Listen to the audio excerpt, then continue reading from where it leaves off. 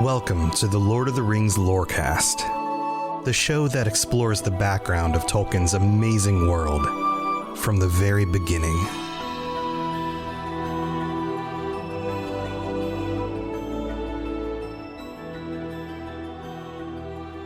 Why do we love Gollum so much? This is the question that has been bouncing around in my brain for the last week as I've been prepping to jump into this episode to actually talk about Riddles in the Dark and our first interactions with Gollum. And it's an interesting question, and I'm not going to spend too much time on this in the intro, but it's just something that I ponder. Why do we like him? It's not like he's a good guy. It's not like he's nice or brave, or he just doesn't have any of those qualities.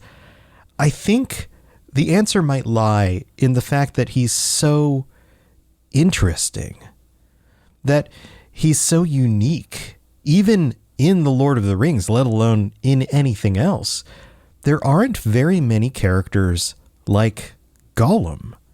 We end up with all these archetypes, certain types of heroic characters or tragic characters or villains or dark heroes, these anti-heroes, and, like Wolverine or things like that.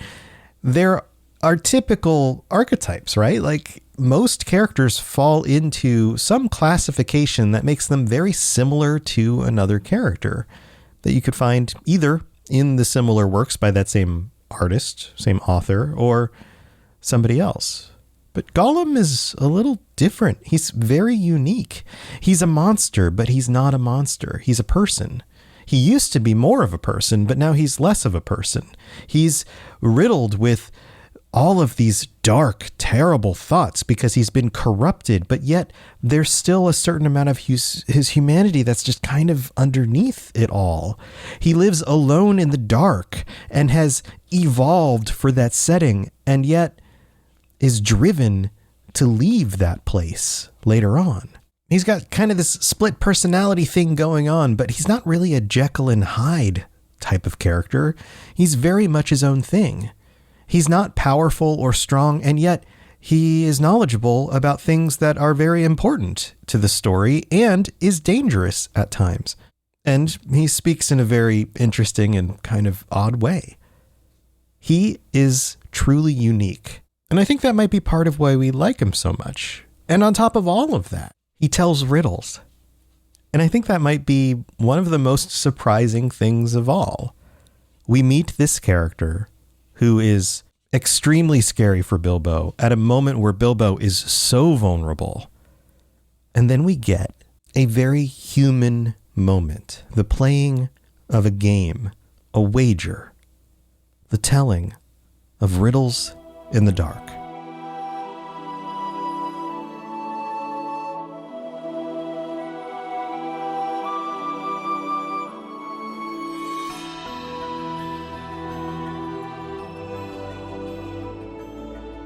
So this is the moment where we get to learn about Gollum. And the first thing we find out is that he had a little boat. And there's something so quaint about this idea that he has this little boat, which he must have made for himself or dragged somehow all the way down into this cave.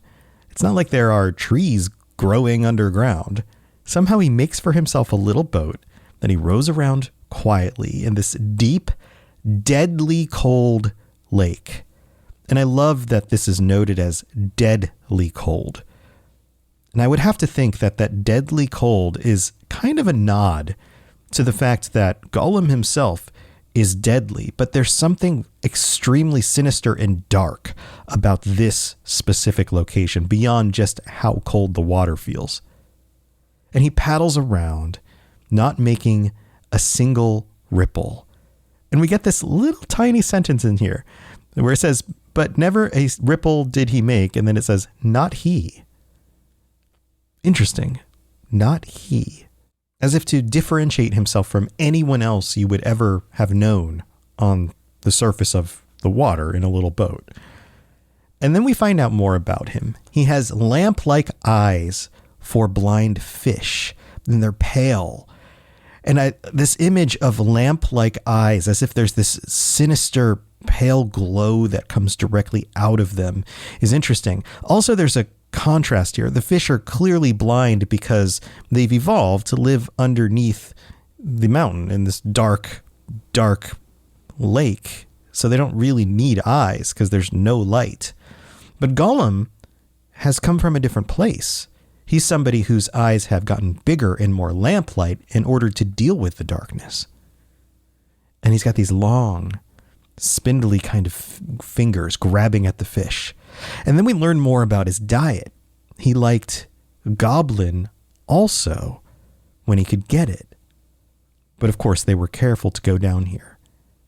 And we get this little bit of history about how the great goblin would sometimes send his goblins down there when he wanted some fish, but oftentimes they didn't make it back. Now, this sets the standard here for our expectations of Gollum. He is drawn in this image in our mind as some sort of monster, maybe.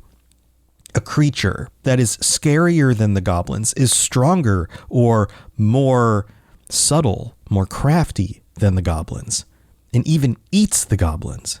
But we quickly find out that he's not just some monster. He's not some sort of animal that's scary and mean or hungry. He's something more than that. And it's something that comes up in, again, the kinds of things that Tolkien was drawing from, these myths, old stories like Beowulf, Grendel, for example, or the monsters and kinds of creatures that you would find in Greek myths that were still somehow people and yet monsters at the same time. Medusa or the Minotaur, things like that. Yet Gollum is still very different. And we find out some other details about him that allow us to understand that he is more than just this monster. He lives on a rock, this little island in the middle of this lake. He's not a sea monster or a lake monster. He's not from the water. He just happens to live on a lake because that's where he can catch his food. But he lives outside of the water. He doesn't prefer to be in it. He's on a boat. He has an island with this little, I guess, home. It doesn't even say it here, but you would imagine he has some place that he lays down, something that he considers to be his dwelling. Then we get this other description as he watches Bilbo, that his pale eyes are like telescopes watching him and wondering what exactly this is, because he realizes that Bilbo is not a goblin. And it occurs to me reading this right here that it may have been hundreds of years since Gollum has seen any other sort of creature, any other intelligent being other than goblins. I mean, if you think about it, he probably hasn't had a conversation with anyone other than himself for 400 years. And Tolkien gives us reasons for why Gollum approaches Bilbo and why he strikes up a conversation. The initial justification is that he wasn't that hungry. But I have to think that there's something else going on here too. He's curious. He gets on his boat, slides across the lake, and then comes up to Bilbo, and he says, and I'll save you my Gollum impression, but he says, "Bless us and splash us, my precious. I guess it's a choice feast. At least a tasty morsel it'd make us, Gollum." And of course, it explains to us here that Gollum is the sound he makes in his throat. And then we get this interesting explanation for my precious. It says, that is how he got his name, though. He always called himself my precious. Now, is that true? Or is this just accurate to the narrator's perspective, or the writer, if this is Bilbo, then Bilbo's perspective, in which Bilbo would have only had this very short opportunity to talk with him and would have noticed him using my precious and explained to us, the audience, that that's what he called himself, without ever really realizing that maybe there was something else going on, that maybe there was a different voice in Gollum's head that he was actually talking to. Bilbo wouldn't have known that. Bilbo didn't know anything about the ring, or Gollum, or Sauron. But I find it interesting here that he defines this character as having that name. Would he have known anyone else who had known him to know what anyone else calls him? So it's as if he defined the name for Gollum and then just determined that that's what anyone else would call him. It's a little odd, right? So, of course, if a creature sneaks up to you in the dark and with that kind of voice says that sort of thing about potentially trying to eat you, you would have the same reaction. You would nearly jump out of your skin when this happens. And it's interesting to me, right? Like, why not just sneak up and throttle him? He can't see you. And then on top of that, why speak out loud about the thing that you're about to do to yourself loud enough for Bilbo to hear it? And I have to think that, like my point earlier, Gollum hasn't spoken to anybody else in years. He may not even remember anything about what is normal about conversation. In fact, he speaks to himself all the time. So to introduce himself by speaking to himself about his intentions with little care of the perspective of the potential victim in front of him kind of makes sense. It kind of feels right for the character, even though it is odd. And then Bilbo responds, of course, because he's used to talking to people. "Who are you?" he says. And he thrusts his dagger out in front of him, which makes sense. He's on the defensive. He's afraid of any goblins or anything coming up out of the darkness. And Gollum says, "What is he, my precious?" And then we get the explanation that, of course, he was used to speaking to himself. So he's not even speaking to Bilbo yet. He doesn't even say, "What are you?" He says, "What is he?" He's talking to himself as if Bilbo's still not even really there. And this is where we get the justification from the narrator that he wasn't really hungry at the moment. That's why he didn't simply attack him, just curious. Otherwise, he would have grabbed first and whispered afterwards, which also implies that he would have grabbed him first, maybe killed him, and then just continued talking to himself. Or maybe threatened him while having restrained him, but that would have played out very differently. So we get this. We get Bilbo responding, "I am Mr. Bilbo Baggins." And of course, he's very polite. He's a very polite, regular hobbit who does very regular hobbit types of things. "I have lost the dwarves and I have lost the wizard and I don't know where I am and I don't want to know, if only I can get away." Now, notice this is kind of a stream of consciousness, right? He's just kind of saying what he's saying. This feels to me a lot like what little kids do when they're in a situation when they get in trouble or they're scared and they just tell you everything, even the things that don't really seem to matter for the situation. It's just, this is everything that was on their mind at the moment, and here it all is, blah, and they just dump it all out, right? And then Gollum responds, "What's he got in his handses?" Again, he's still talking to himself. He's asking himself a question. He hasn't quite figured out to interact with Bilbo yet. And then Bilbo answers the question. He says, "A sword, a blade which came out of Gondolin." And Gollum hisses, "Sss," and became quite polite. Notice immediately when that happens, when Gollum is in danger and no longer feels like he has the upper hand, that's when Gollum changes. And he says, "P'raps ye sits here and chats with it a bitsy, my precious. It likes riddles, p'raps it does it?" And notice he's starting to convert to talking to Bilbo very slightly. Also, he shortens perhaps into praps. It's as if for the first time in a very long time, he's remembering his manners. And then with his mind kind of forced all the way back into his memory about how to interact with other people, it also comes upon a game that he used to play, riddles. It says riddles were all he could think of. Asking them and sometimes guessing them had been the only game he had ever played with other funny creatures sitting in their holes in the long, long ago, before he lost all his friends and was driven away alone and crept down into the dark under the mountains.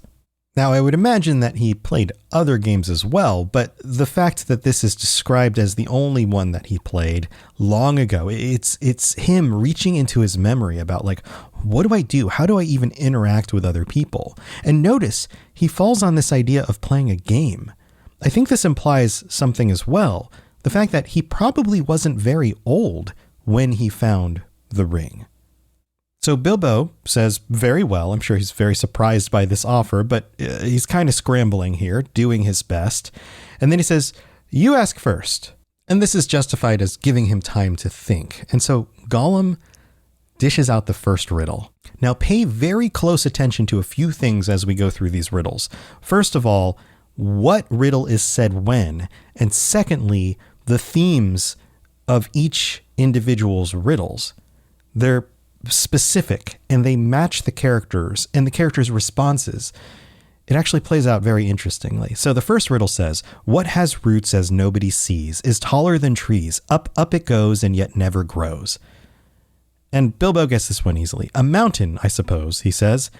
And then Gollum responds, does it guess easy? Notice he's still kind of talking to himself. It must have a competition with us, my precious. If Precious asks and I don't answer, we eats it, my precious. If it asks us and we doesn't answer, then we does what it wants, eh? We shows it the way out, yes? Now notice he jumps to the conclusion about what Bilbo wants. And now Bilbo has kind of defined that for himself. He kind of spilled the beans of what was in his brain earlier.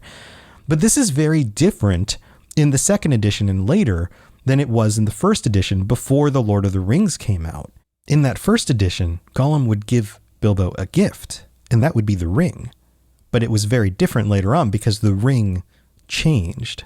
It became more sinister, and Gollum also became more sinister. And we're going to get more into Gollum's background and all of that in the bonus episode this week. So definitely tune into that if you're interested in joining on the Patreon. But let's keep going.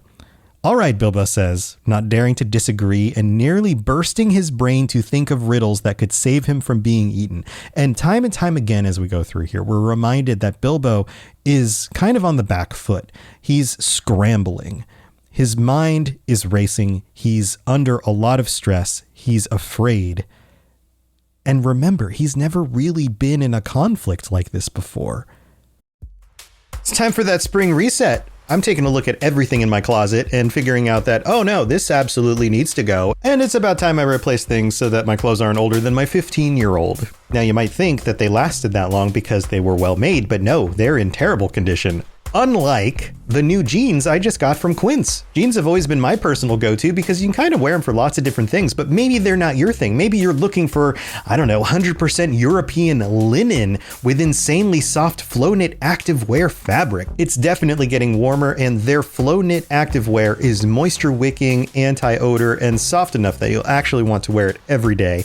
So pick out what you want. You can't go wrong because they have prices 50 to 60% less than similar brands. And like I said before, they are high quality. I continue to wear their clothes all the time, and I know that these new jeans are going to last me a lot better than the other things in my wardrobe. And on top of it, they look great. They're so comfortable. And I spent just as much on the jeans that I am now cleaning out of my wardrobe. So if you're looking for something better, just all around better, go check out Quince. So go do it right now. Refresh your wardrobe with Quince. Go to quince.com/ringslore for free shipping and 365-day returns. Now available in Canada too. Go to quince.com/ringslore for free shipping and 365-day returns. Quince.com/ringslore. His life is on the line, and yet he has to be clever at the same time. And for the most part, he is. He responds with this riddle. 30 white horses on a red hill. First they champ, then they stamp, then they stand still. Now, this is interesting because the author treats this like something that we all would recognize. And maybe some of these riddles were common in Tolkien's time among his peers or the kinds of things that you would read to children. I don't really know. But Gollum responds and says, chestnuts, chestnuts, he hissed, which at first reading, you might think he's guessing chestnuts, and then he switches to teeth, teeth, my precious, but he has only 6, which is interesting too, because he's noting how many teeth he has. He only has 6 teeth left. And we wouldn't necessarily know that he had more, but we do now, right? But chestnuts is an old British idiom. This or that old chestnut refers to a joke or story or idea that's been repeated so often that it's no longer interesting. And somehow Gollum has this phrase in his mind. Now notice these first 2 riddles. The first riddle is about a mountain, which they are currently inside of.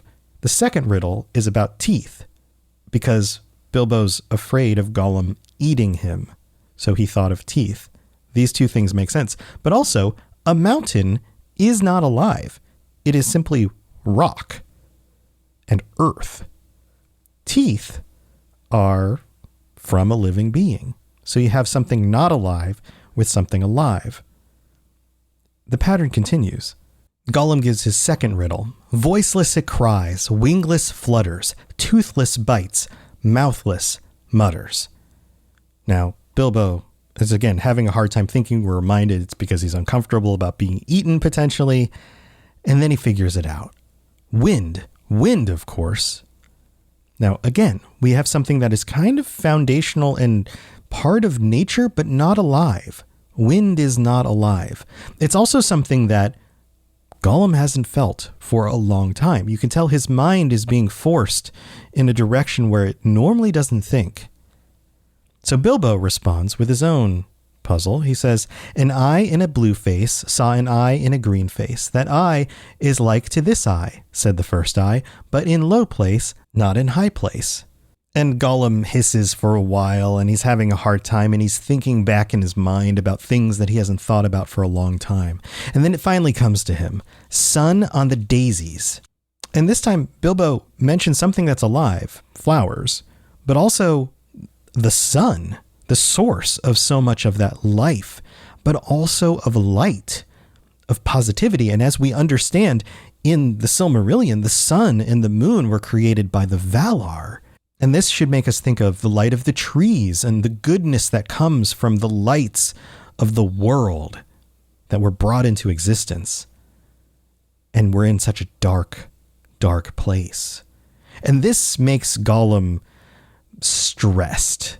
This idea of having to think back to these happy old thoughts before his life was so terrible is tiring for him. And then he responds. And before that, we also get the reminder that now he's getting more hungry, which means that he's more likely to attack Bilbo. And Bilbo can kind of sense this. Gollum says, it cannot be seen, cannot be felt, cannot be heard, cannot be smelt. It lies behind stars and under hills, and empty holes it fills. It comes first and follows after, ends life, kills laughter. Now, of course, Gollum responds with a riddle that is both not about something that is alive, but is also the antithesis of the thing that Bilbo made him think of. The opposite of the source of light is darkness. So Bilbo decides to change it up, and he comes up with this riddle. A box without hinges, key, or lid, yet golden treasure inside is hid.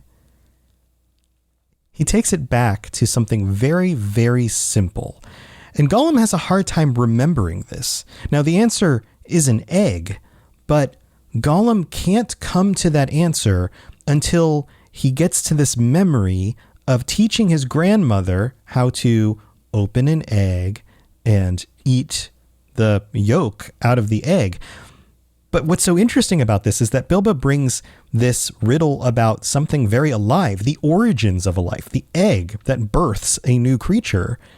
And Gollum thinks about eating it, devouring it, destroying it.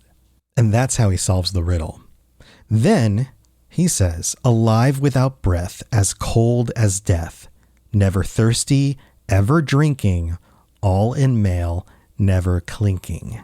Now, this is the first time that Gollum gives us a riddle about something alive, but even when he talks about something alive, he does so in a very dark manner. The answer is a fish. A fish is alive without breathing, at least not in the way that we do, breathing the air. They breathe water.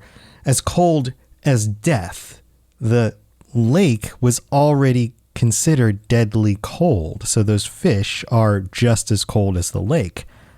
Cold as death. Never thirsty, ever drinking, because they're constantly in the water. All in mail, never clinking. Scale mail is a type of armor that was made, and scales are on fish. So it makes sense that it's fish.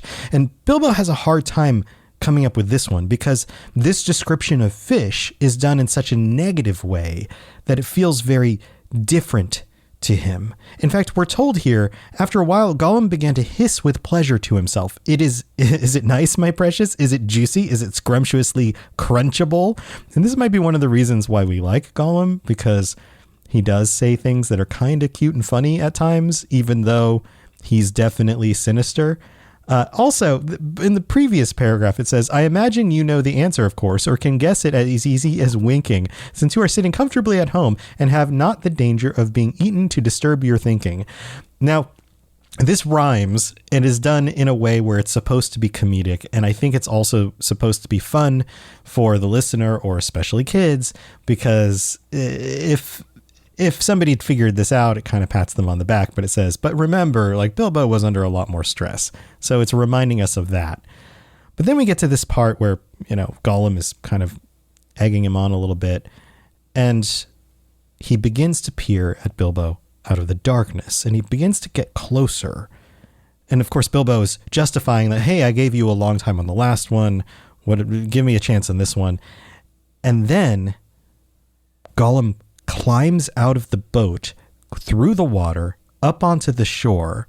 And it says, but when he put his long, webby foot in the water, a fish jumped out in a fright and fell on Bilbo's toes. And that's how Bilbo came up with the answer. If Gollum had not approached Bilbo ready to eat him, he would not have given away the answer. This happens in the first meeting of Bilbo and Gollum. Gollum's actions sabotage his intentions right at the first time. Does this remind you of anything else? I mean, we know, because we've gone through a lot of the work already, that evil always self-sabotages, but it also is very specific to Gollum. At the end of Gollum's story, he also sabotages himself through the selfishness of his actions.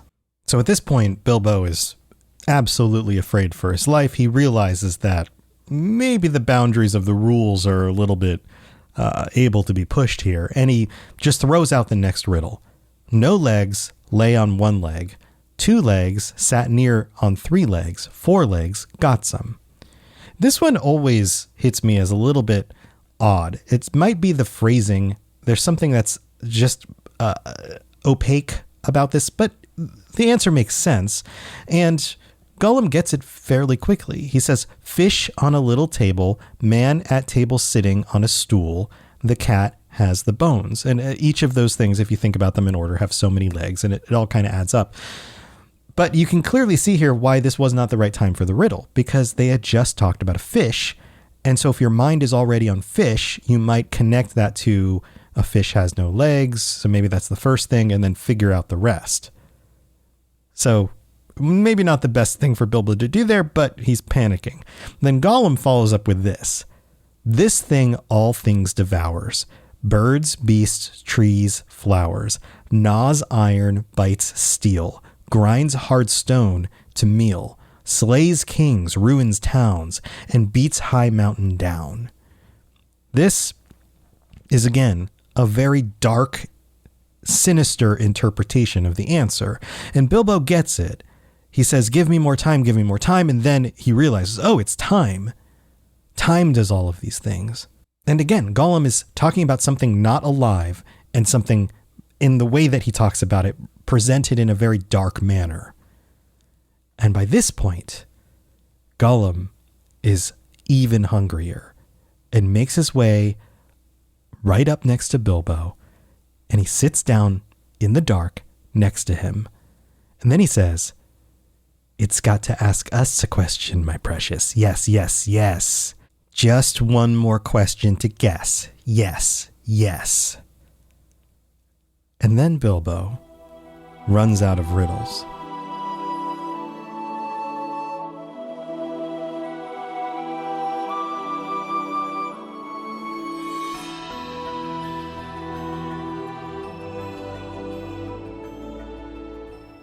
Nasty Hobbit says thank you for tuning in. I could do the whole episode in a Gollum voice, but that would be really bad. But thank you for being here. I'm so glad that you guys are tuning in, and welcome to our newest patrons, Jay Willie, Nico, Michael M, Lee P, Simone R, and Sophia. Thank you for joining and signing up. And oh, by the way, I don't know if any of you got signed up as gifts, because now you can gift stuff on Patreon. But if you are a gift receiver, then welcome, welcome, welcome. I hope you're enjoying everything that you're getting here. And thank you for all the support. Also, I have to shout out our VIP patrons. By the way, Patreon.com/LOTR Lorecast if you're looking for that. But here, let's go down the list. Let's see how fast I can do this. AK Music Lover, Apollo, Atley Morton, Azel Razzle, Barney D, Bo, Brandy D, Christopher E, Courtney S, Cutter Metalworks, Daniel Nightweaver, David S, David M, Divine Madman, Fulcrum, George B, Gerald CFC, Gimli A Break, Jay Willie, Gemma D, Jezer, Katie S, Capenna, Lori B, Mason Weathertop, Nick K, Nostrils of Sauron, Richard J, Rivqua, Rosie Rose, Saruman the Stinky, TJT, and Tour Son of Hoor. Wow, we got through the whole thing. Thank you for being here. And as you noticed, this is now at the end of the episode. I thought it would be better. And also, we got a new review that came in. This is from the name's Ron, Sauron. From Australia. This one's great. It says, Morgoth and Sauron approve. Hi, my name is Ron. I've recently had to find a new hobby. I used to create jewelry in my spare time and loved giving them out to different people. Definitely not to rule over them or anything. Anyway, my most precious gift of jewelry, this ring, was stolen by this dude, Isolde. And then it went missing. So without my ring, I got bored, so I needed a new hobby. So I came across this podcast, and wow, I have forsaken everything else. My hunt for the ring, my desire for domination over Earth, even my 9 best friends who are kind of clingy and annoying to listen to this podcast. I know my old boss, Mel, would also enjoy this podcast. I wonder if he has access to Spotify in the void. Keep it up, Tom O'Robots. Thank you so much, Ron. I appreciate that. Also, it is a little terrifying to think that Sauron would be listening to this show because I have a feeling he have